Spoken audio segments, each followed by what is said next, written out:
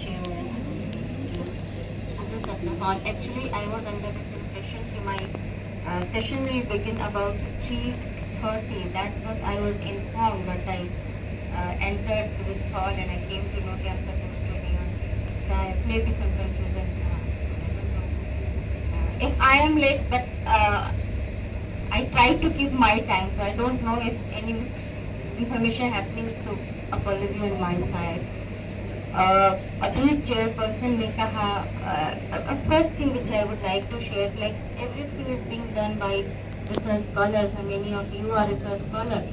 I hope you will understand. Just 2 days back I lost one of my research scholar and I was imagining how promising he was, how he was doing his work, and his thesis report came, very positive report, examiners were very happy, and Viva was about to happen and he lost his life due to dengue. And dengue is a question of public health. पूरा देश एक है, हमारी स्वास्थ्य सेवाएं कैसी हैं, यदि कोई छोटे जिले में है, ग्रामीण क्षेत्र में है, तो उसकी चिकित्सा सेवा कैसी है, किसी भी देश के लिए एक बहुत ही ये महत्वपूर्ण सवाल है। फिलहाल आज वो बातचीत का मुद्दा नहीं है, आज बातचीत का मुद्दा है वन नेशन वन इलेक्शन। और जैसा कि अभी जो सेशन चेयर कर रहे थे प्रोफेसर साहब, उन्होंने बहुत अच्छे से बताया कि ये अभी एक्ट नहीं बना है, ये बिल है, पब्लिक ओपिनियन है, because in democracy and democracy like India the ultimate sovereignty lies with people. The concept of popular sovereignty, एक लोकप्रिय संप्रभुता है, वो जनता में है।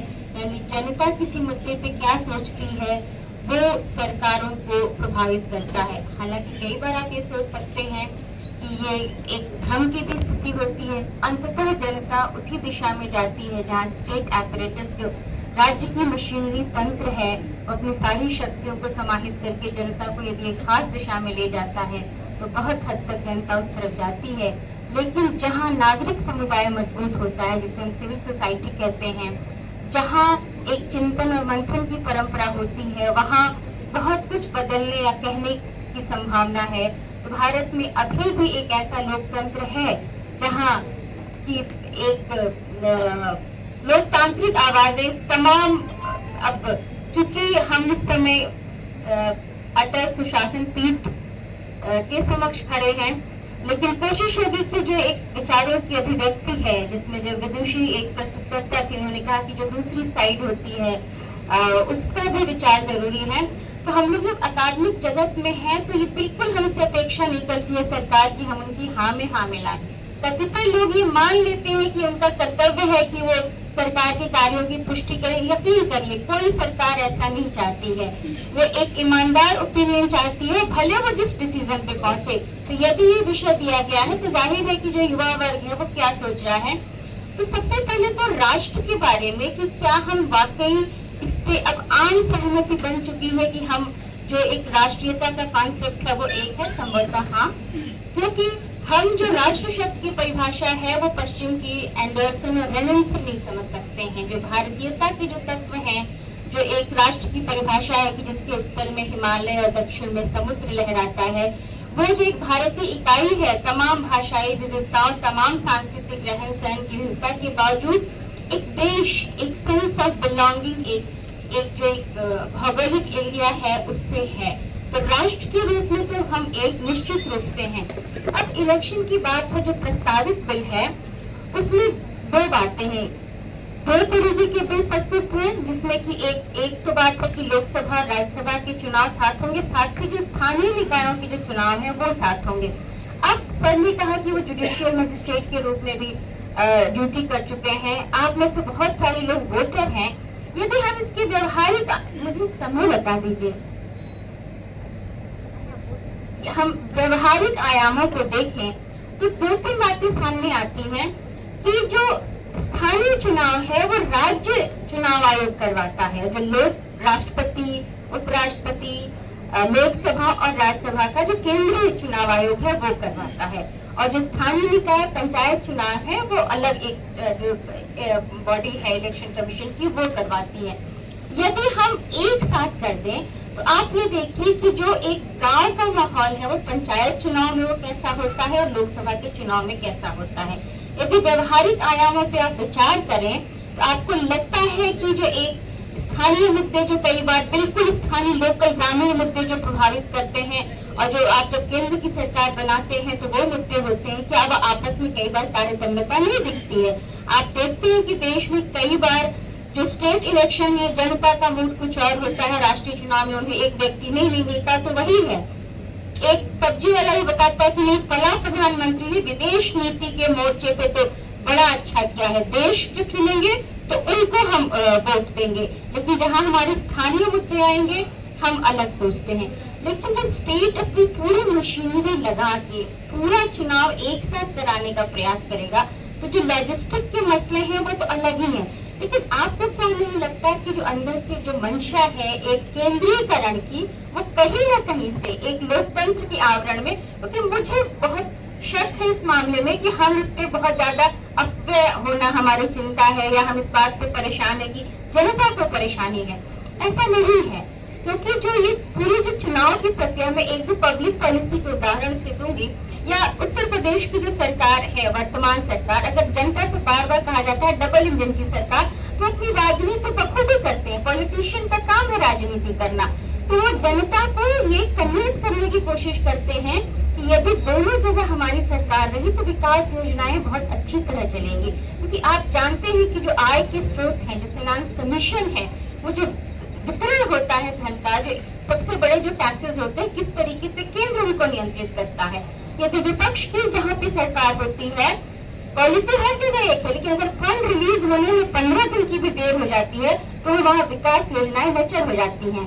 उत्तर प्रदेश में 12-13 साल पहले मनरेगा का मैं उदाहरण देना चाहूंगी कि आंध्र प्रदेश में performing very well, always on number 1, because government same, central में भी यूपी की सरकार थी, वहाँ सरकार थी, तो यूपी में बहुत स्ट्रगल होता था, चिट्ठी पे चिट्ठी लिख रहे हैं, मुख्यमंत्री बात कर रही हैं, लेकिन आंध्र प्रदेश का पैसा हमेशा टाइम पर रिलीज हो रहा है मनरेगा का, और उत्तर प्रदेश में जो 20 दिन का डिले हो जा रहा है उससे परफॉर्मेंस में बिल्कुल फर्क पड़ जाता है। पॉइंट जो मैं आपके सामने which I want to argue is that it is not that कि government is only thinking about logistically हम बहुत परेशान होते हैं, बल्कि ये एक तरीके से जो शक्ति का केंद्रीकरण है, सत्ता का केंद्रीकरण है, कहीं न कहीं से ये मंशा वो भी है कि जनता को बहुत चिंतन या मंथन का समय ना मिले। एक जो विचार चल रहा है कि नहीं हमको इससे चुनना है, हो सकता है अगर हम मान लें कि इससे धन की भी बचत होगी, तो आप अपने देश का भविष्य सोचिए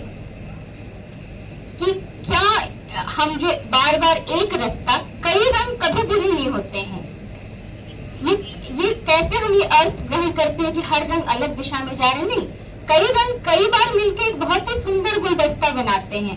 तो जब हम हमेशा यूनिफॉर्मिटी, एक रंग, एक चीज, एक पे बहुत बल देते हैं, तो कहीं न कहीं से हमारी जो सोच होती है वो एकांगी होती है, एक आयामी सोच होती जाती है। इसके पीछे मंशा हमेशा ये नहीं होती है कि हम देश को बार बार के खर्चों से बचाना चाहते हैं।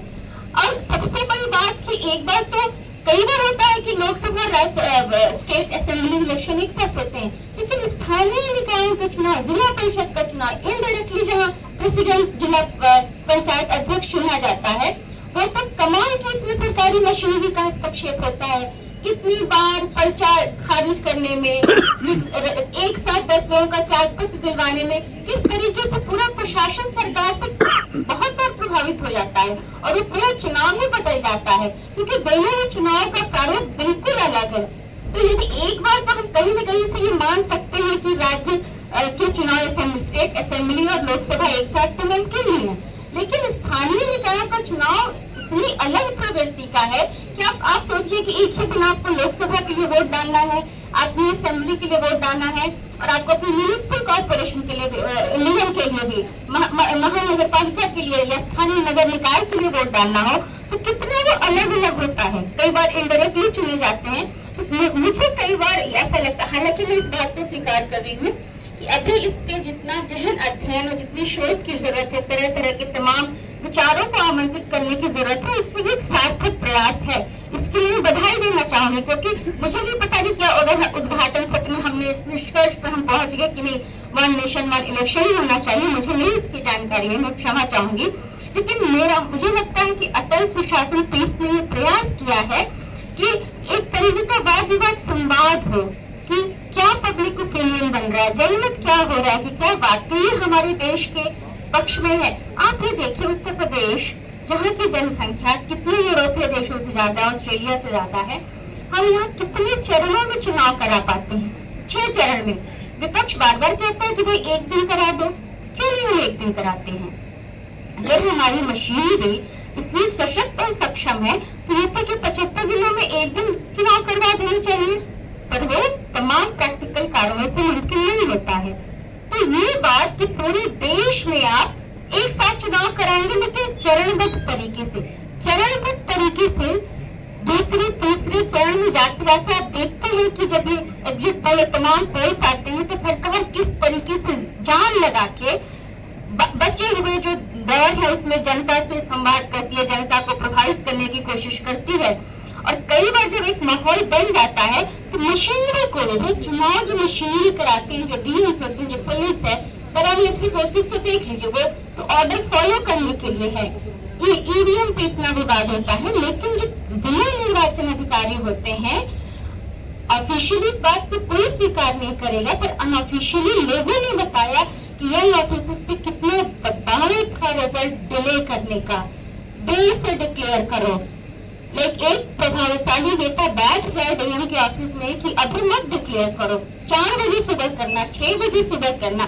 तो आप तो स्टूडेंट हैं, आपको तो वो जो बिटवीन द लाइन्स और बिहाइंड द कर्टन जो चल रहा है, यदि आप लोक प्रशासन में रिसर्च कर रहे हैं तो आपको तो उसको समझना है कि आखिर इस अनावश्यक डिले के क्या रीजन हो सकता है। एक दबाव मिलाने की प्रैक्टिस हो सकती है। तो अभी ये एक जल्दीबाजी कर देना ये अच्छी बात है। वैचारिक रूप से कौन नहीं चाहता है कि देश में एक तरीके की आचार संहिता हो, इतने सारे अलग अलग कस्टमरी लॉज से जो हाशिए के लोग हैं, महिलाएं हैं, उनको कितनी दिक्कत होती है। काश हर जगह एक जैसा कानून हो, लेकिन ये तो आदर्श स्थिति है ना। काश एक जैसे यूनिवर्सल क्वालिटी एजुकेशन सबको उपलब्ध हो।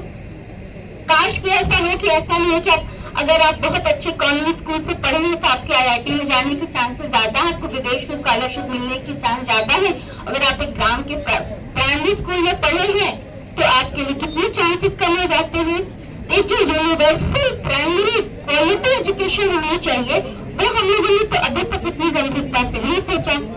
लेकिन जहाँ हम अब चुनाव है तो हम एक तरीके का एक देश एक राष्ट्र, तो एक आदर्श स्थिति है ना, जिसके तमाम जो व्यवहारिक आयाम है उस पर बहुत ही गंभीरता से चिंतन और मनन करने की आवश्यकता है।